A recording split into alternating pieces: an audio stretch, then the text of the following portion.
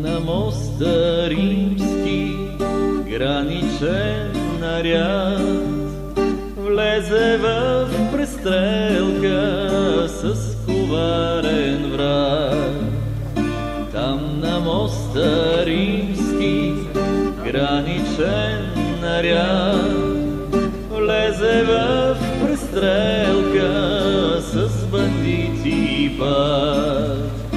Александров стреля, първият падна, но Куршум коварен тежко го рани.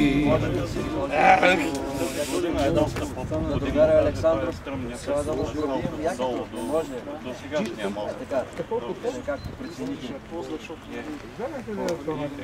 Гледам, че на 2-3 места той е черния от асфалта за надолу към реката са го укрепвали. Ивайло, ела да ти дадем почетните сержантски пагони. Аз нощи му дадох моите лични пагони с уговорката, че той трябва да слезе долу като... Това са стария модел, Това са пагони граничарски.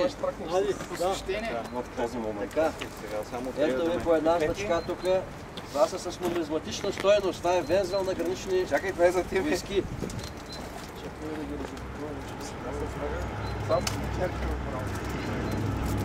Ей, това момчет се ги чекат 10 години тия пагони. Снимате ли, бе? Чакай. Гледайте. Снимай го с пагоните.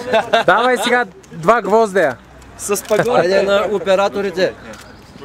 Благодаря ви. Заповядай. Друг някой да не съм му дал. Не, на дисплей Това е вензел на гранични войски. Пазете, защото вече я намериме такова нещо, а не. На вас дадах. Благодаря. Ще слезна. Има ли някой без? Момче, ти имаш ли? Слагай на... Има ли някой, който няма? Ивайло, ти имаш ли? Не, сега ще взема. Ще вземеш, ще ти дадат. Ти виде пагони, сега почнай всичко наред да искаш. Един млад сержант има пагони, ама те на Станилов ги бях подготвил, обаче той го няма. Златният ефрейтор не може... Ма ние от тук може да се преместим към тях да му ги връчим лично. Тя да му подготвил съм ги Редник на сержант, бабки, падението и възкова. Не. Млад сержант му е преди пак съм на кариера, бе, нагоре върви човека. Три напред, една назад. Да разбрах, то се закръчва ли? Ще произвадя едното си пием кафето. Видя ли? До уния значки имал съм такава отличник в бойната и съм видял имаше едни значки отлични по БСП и те бяха такива. Имах и съветски вензели. Идва още един ветеран. Аз си ги донесеш да не ги бъдат в колата си. Кажа, аз не дига, сега ще дигне, няма къде да видиш. Те са за това, Как сте, другар Александър? Нали може, другари? Това господин е малко измислена работа. Едно време, другари. като сега да префърнат вече от господин на другари, викам на шефа, господин Иванов, той вика, аз не съм господин, аз съм Христо. Вика, господин другари, накрая Ефрейтори, здрасти, а разрешаваш ли от твое име да получа млад сержантските ти пагони от началник Желязков? Да. Да, ще го донеса, чака да ти го дам. Ще го донеса. Веднага с тия пагони в гръцко не може да натракта нещо. Чакай. Ало? Абе, здрасти бе, Станиславе, ти къде си бе? Тук бях подготвил специален ритуал по произвеждането си в млад сержанти. Той е предусещал нещо такова. Извадихме късмет. Какво занесахте на ръка?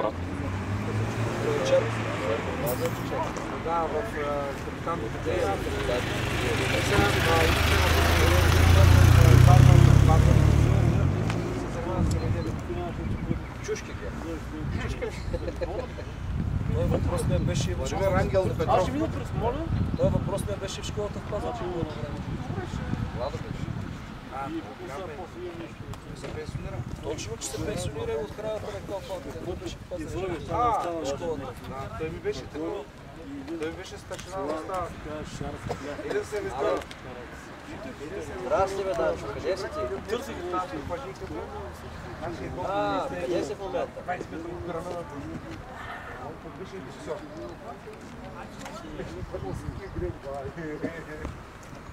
Нашата първата атака тръгнаха до основи. На Труи Маринов, той е служил на 14 на Малко Църновска, но е в нашия участък там убит.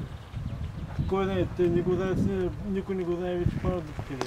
Всичко е обърнясно. И тогава минахме и събрахме, може би, 2003 и 2004 година по заставите там в ония район, където имаше паметници. Ги събрахме и ги закарахме в Ивайловград. И там направихме една алея. Сложихме паметниците в Любимец, където беше поделението. Имаше един такъв мемориална композиция, герои и граничари, а сега там взимаха миграцията и правят такъв център за настаняване на чужденци. Викам, какво ще мисли този паметник тук? Да си го прибереме и него и направихме в Ивайловград цял комплекс. И музея възстановихме. 4 стаи по граница, точно там по Редово. Само Редово и сега се поддържа, защото там си има участък.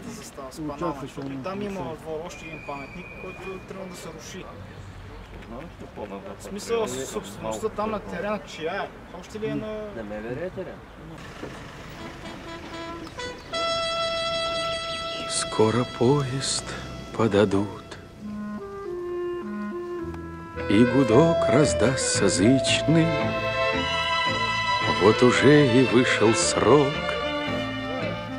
нашей службы пограничной, чтобы скрыть свою печаль. Я глядеть стараюсь браво. До свидания, прощай. До свидания, прощай, пограничная застава. Скоро сядем мы в вагон, скоро поезд вдаль помчится. Где же сердце наше, друг, остается на границе? Ведь она, ты так и знай, и любовь, и наша слава. Так прости, прости, прощай, до свидания, прощай, пограничная застава. Здесь сроднились мы навек, хоть и встретились впервые. Пограничные друзья, как собратья фронтовые. Быть в числе твоих солдат нет на свете выше права. Низко кланяюсь тебе, низко кланяюсь тебе, пограничная застава. Необычная река, лес синеет необычный, здесь и воздух непростой, даже воздух пограничный, небольшой сосновый столб, а за ним моя держава. Вот и вся она как есть, вот и вся она как есть, пограничная застава.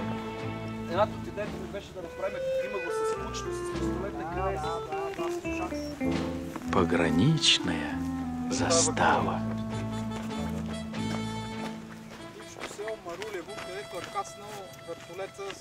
Самолет.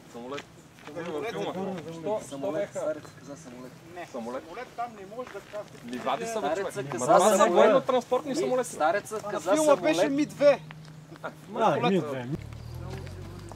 Много бързо се изнасяш. Много бързо се изнасяш. Трябва да настигна главната група. Вчера тръгваме да се качваме и морския. Бавна, широка крачка, граничарски влак. Те вика, гледай кой е давал наряд по границите, как се лети. Бърза работа, нямаш 6 часа, как да ги оправдаеш? Ако бързам? Знаете, виската в туалетните преди 10-12 години е написала една малумна мисъл.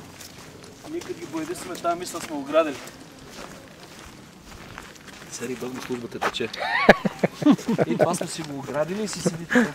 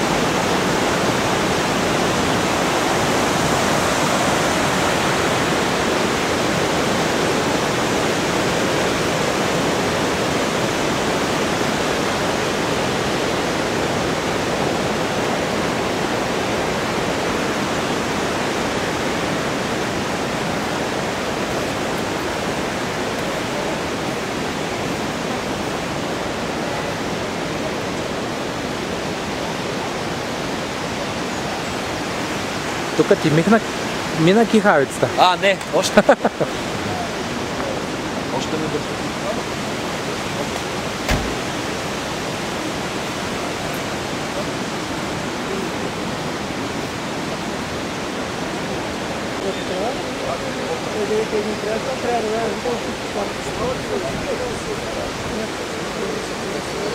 Обаче като тръгна да казва, че има капацитет и желание на власт,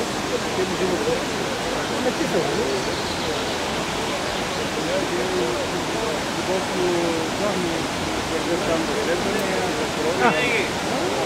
Не, аз го казвам като пример, който показва как реагира властимащите и партиите на области. Значи, сигурно съм, че ще различат всичко и контрабанда, и далавери, и генета и това, но посегните там, където е вече тяхната територия, да се опиташ да се конкуренция, да докажеш, че може да там да е. Това е историята.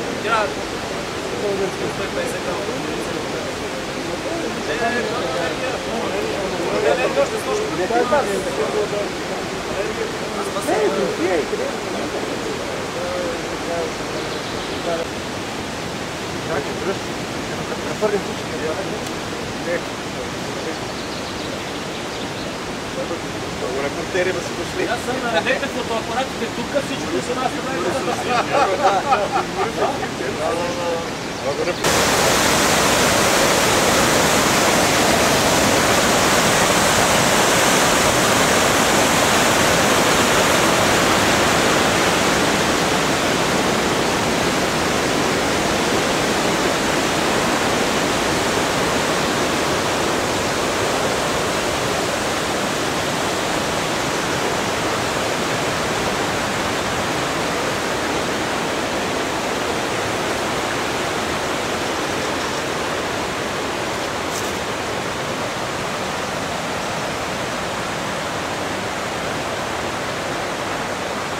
Да, и сега се вижда Римския мост.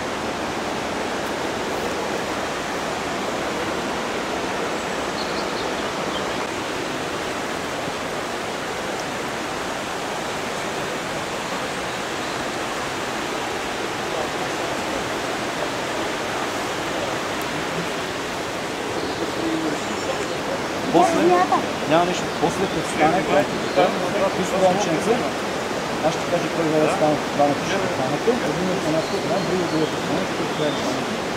И ще го сложите тук. Двамата един от тук, един от едната. Ето така се занимават на гърба. Да не паднат. И ще го ставите там пред това. А сега искате да не пред там гости, родини на участници в тези събития, ветерани, колеги от форум граничарите в България и представители на нашата полиция.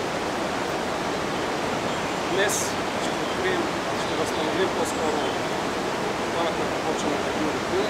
Сред нас е единственият жив участник в боя на моста Александър Александров. Желаем още много години крепко здраве, да бъде жива в история на гранични войски. Предлагам той да открие почта.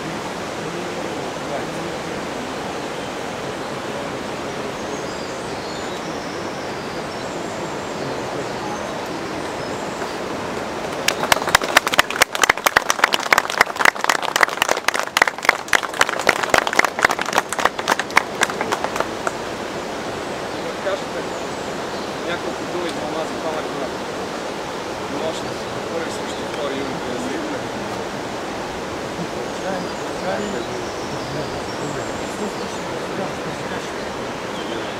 Трудно ми е да говоря с хората по вас, които се служат в граничните войски. Почти всичко е познато.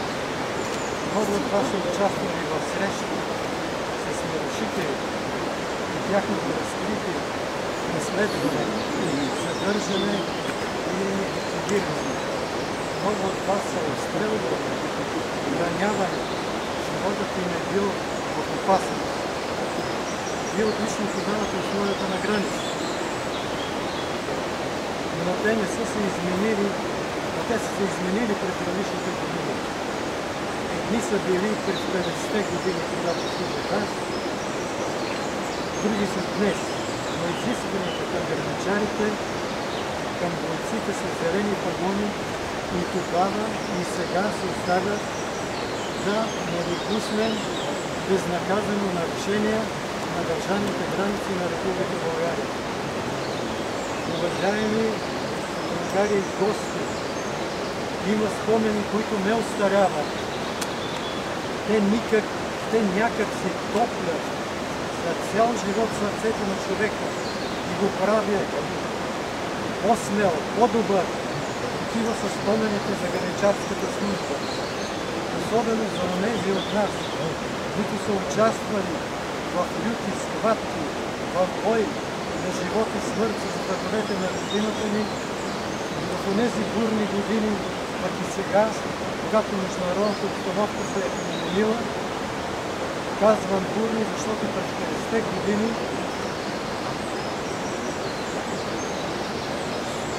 службата на границата беше съвсем друго, както е различно от сега.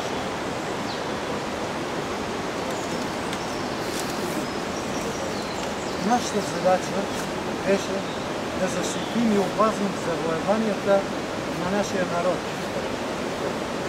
като не допуснем безнаказано нарушение на граница. Много младежи с зелени пагони, пламенни патриоти напоиха с кръвта си нашите граници, но не допуснаха безнаказани нарушения. Те дадоха хубав урок на изменниците на родината. Граница. Някои трудно могат да си представят, но за тях тя е едно географско понятие, една криволичеща линия, за други бразда, обикновена с обрасла с бурени трева, усеяна с белокамени пирамиди, за трети разорана ивица, която очертава пределите на родината. И във всичко това има нещо вярно, но за момчетата с зелени пагони на раменете си, границата е и нещо по-голямо. Тя е проверка на верността към народа. Тя е закалка на характер. Тя е изпитание на твърдостта и мъжеството, животът на границата. Е истинска школа за водолюбие. Тук се ражда незабравимата бойна дружба, чиято сила мъжете носят през целия си живот. Ето и тази среща, която провеждате, ние мъже са силни. И тази сила ни събра и днес на това мило тържество. Граничарите са хора с неспокойни сърца, с будни и зорки очи. Какво кара 20-годишните младежи с зелени пагони смело да влизат в бой с враговете на родината, да върват срещу куршумите, да загиват на бойния си пост, преди да видят дори първата си рожба?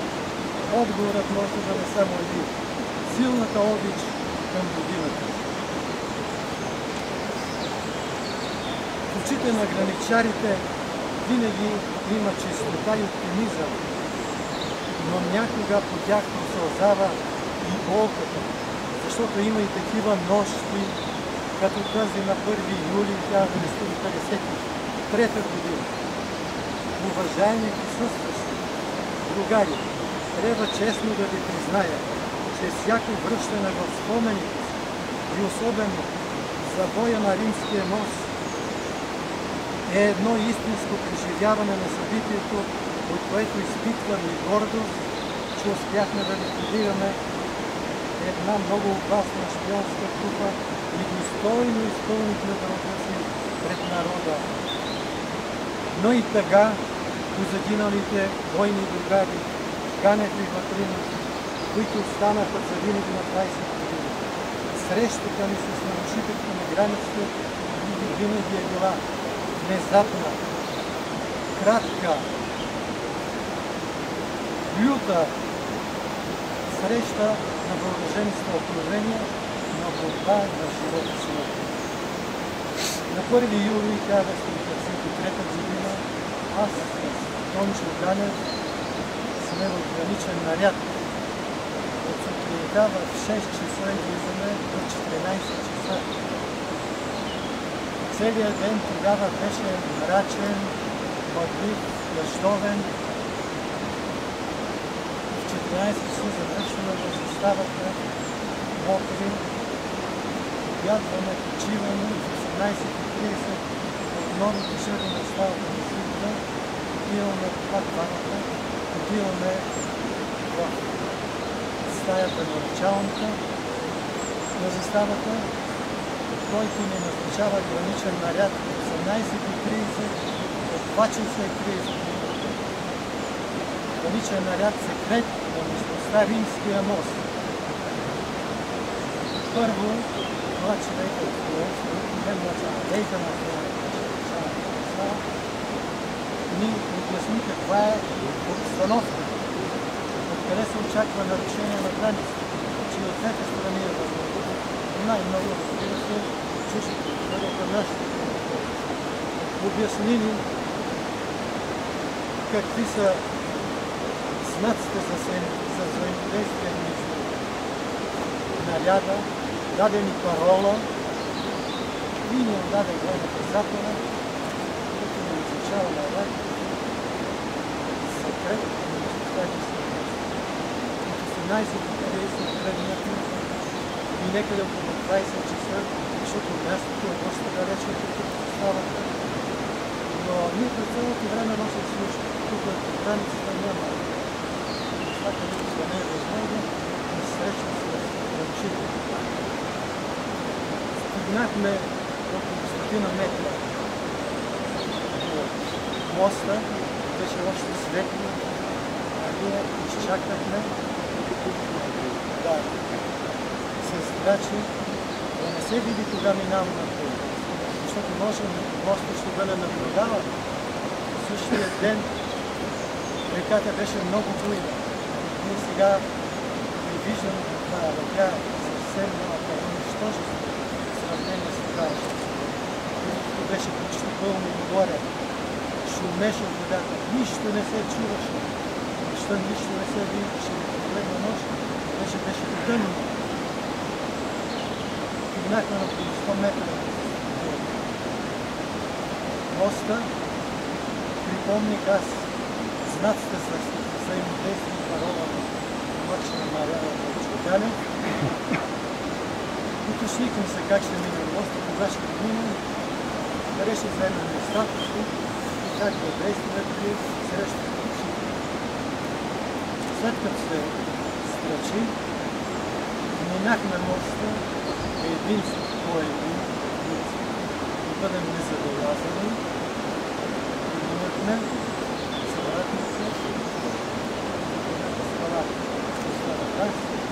близо на 3-4 метра до него Антон Дане и нямаше къде да бъде по-нагоре, освен да легнем посредствено текли. И нашия поглед да бъде непрекъснато насочен към моста. Защото нарушителите нямаше къде да бъдат, къде и да бъдат от нашата тъй като реката, пак повтарям,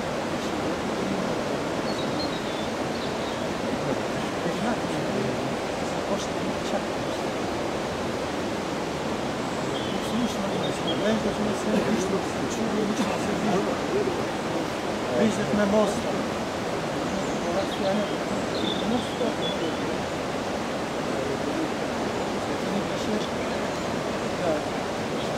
Хванем нарушители. И хванем живи. Живи са много по-ценни от нас, колкото мъртви. Просто нека се оправдава. Антоне, ние децата в времената, ще не седем там в децата, които и други деца. Това е статът, кой има ще бъде. По едно време обръщаме се постоянно напред, към моста и време назад се обръщаме пътеката да не бива. Има хора и пътеката да не бива. Ще да кажа, хора горе, имаше скала зад нас. По едно време, когато се обърна, виждам човешки силует. Голяма човешка фигура, с автомат насочен напред, на гърба си с раница, висока стъпка, погледа в страни и напред. Ние бехме долу до пътеката на 1 метър. Той, ако беше погледнал нагоре, може да се да ме покрие с виждането от зареждане автомат. Хващам предпазителя и го изчаквам. Той минава към нас,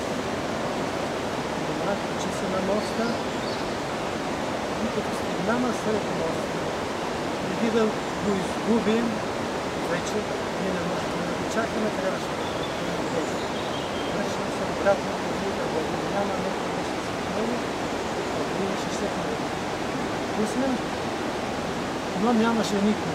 И това аз представих на върят, той горе ръцете, извикването, той се обръща кръвом и започва стрелба срещу нас.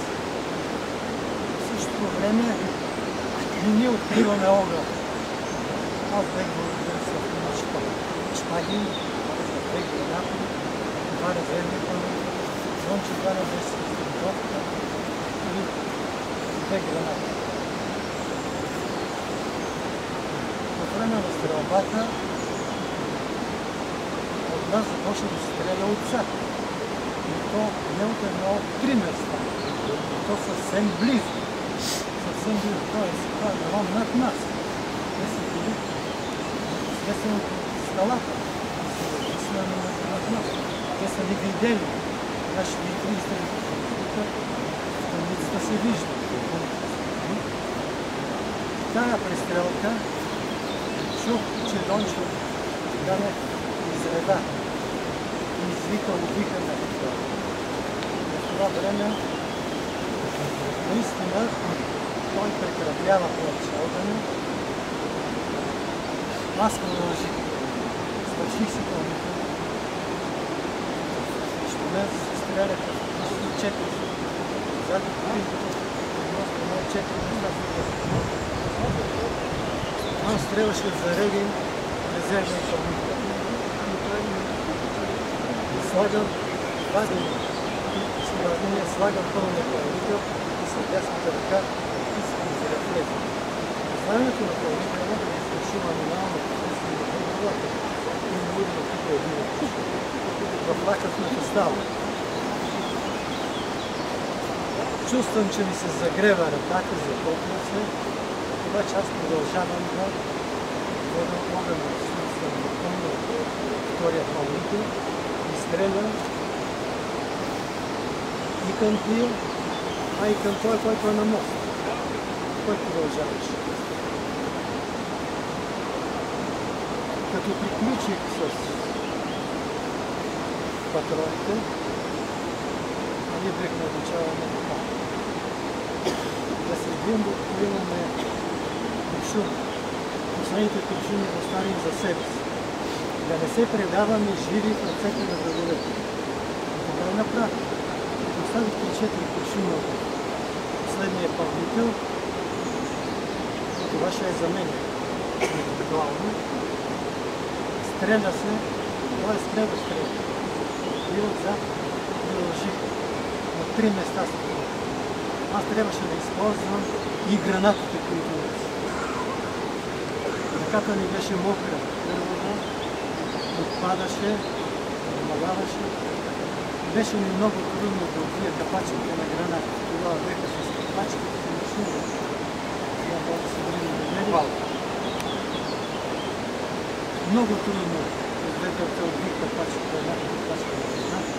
И се шнура дозад, тапът за зърби и хвърли с лявата ръка. Колко съм хвърлил, не е много далече сигурно, но и те не бяха много далече, но имаше някакъв ефект. След това веднага започвам да действам и другата граната да изпълня.